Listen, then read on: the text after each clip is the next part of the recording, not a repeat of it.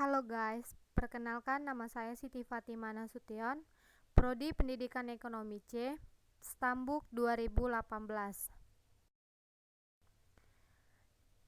Dengan dosen pengampu Sabda Dian Nurani Isiahan, SPD, MBA. Di sini saya akan menampilkan dampak COVID-19 terhadap perekonomian Indonesia, pertumbuhan ekonomi, kurs, dan inflasi. Yang pertama, pertumbuhan ekonomi, di mana dampak COVID-19 terhadap perekonomian Indonesia sangat mempengaruhi pertumbuhan ekonomi di Indonesia. Akibat dampak virus corona, pertumbuhan ekonomi Republik Indonesia menjadi di bawah 5%. Jika terjadi perlambatan ekonomi, maka daya serap tenaga kerja akan berkurang, meningkatnya pengangguran dan kemiskinan. Contoh nyatanya seperti para pekerja tidak diperbolehkan melakukan lebih giat untuk bekerja dikarenakan dampak COVID-19 ini. Seluruh pekerja maupun masyarakat juga dihimbau untuk bekerja dari rumah, beribadah di rumah, dan belajar dari rumah. Dampak wabah pandemi ini sangat dirasakan oleh penduduk miskin, sehingga mereka merasa resah dan sulit untuk mencukupi kebutuhan ekonomi. Yang kedua, kurs. Dampak COVID-19 terhadap perekonomian Indonesia sangat mempengaruhi nilai tukar atau kurs di Indonesia, di mana nilai tukar rupiah terhadap dolar Amerika Serikat berpotensi melemah hingga 20 per dolar Amerika Serikat akibat wabah COVID-19. Bank Indonesia atau BI juga menjelaskan penyebab melemahnya rupiah karena investor panik sehingga terjadi apa yang disebut pembalikan modal atau capital outflow. Selama periode terjadinya pandemi ini, antara Januari dan Maret 2020 telah terjadi capital outflow dalam portofolio investasi Indonesia yang jumlahnya mencapai 167,9 triliun.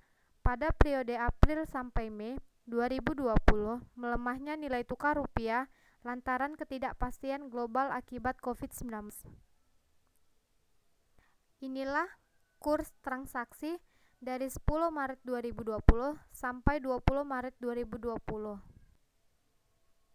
Yang ketiga, inflasi. Bank Indonesia mencatat tingkat inflasi sebesar 0,11% secara bulanan pada Maret 2020. Berdasarkan survei pemantauan harga atau SPH yang dilakukan BI, inflasi pada periode Mei 2020 diperkirakan hanya 0,9% secara bulanan atau MTM. Sementara secara tahunan atau YO diprediksi 2,21%. Contoh nyatanya terjadi di mana inflasi pada bulan Ramadan tahun ini lebih rendah dibandingkan tahun-tahun sebelumnya. Ini terjadi seiring melambatnya pertumbuhan konsumsi rumah tangga karena dampak negatif pandemi COVID-19 pada perekonomian, sehingga menyebabkan berkurangnya tekanan inflasi dari impor barang, khususnya barang konsumsi masyarakat. Hal ini juga memperkirakan inflasi pada akhir tahun di angka 3,0% YO. Jika dibandingkan dari bulan-bulan sebelumnya, inflasi di bulan Ramadan tahun ini sangat rendah. Tahun 2019, inflasi di bulan Ramadan sebelum Idul Fitri 0,68%. Angka inflasi tahun 2018 ialah 0,59% dan pada tahun 2017 ialah 0,69%. Inflasi berpotensi lebih rendah jika pertumbuhan konsumsi masyarakat masih tetap lemah akibat dampak negatif pandemik virus corona. Adapun dampak dari rendahnya inflasi akan menurunkan biaya produksi. Berikut peran yang seharusnya diberikan oleh pemerintah sebagai pemangku kebijakan moneter dan fiskal.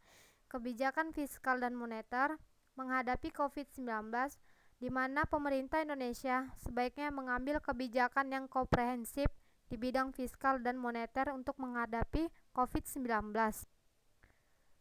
Yang ke-1 ada kebijakan moneter dan yang kedua ada kebijakan fiskal, di mana kebijakan moneter yang harus diambil ialah pengendalian uang giral dan kartal serta likuiditas pasar uang dan perbankan. Yang kedua, memperbaiki serta menjaga nilai tukar rupiah, lalu mengendalikan inflasi dan memberikan stimulus moneter untuk dunia usaha, adanya relaksasi pemberian kredit perbankan, mengintensifikan penyaluran kredit usaha rakyat atau KUR.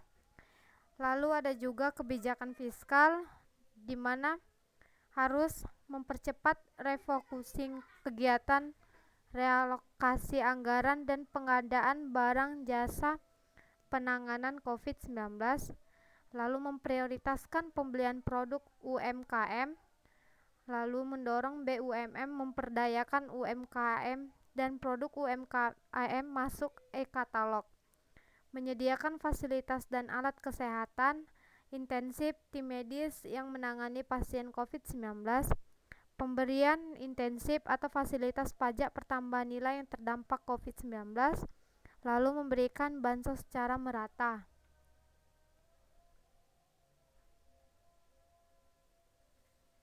Terima kasih, semoga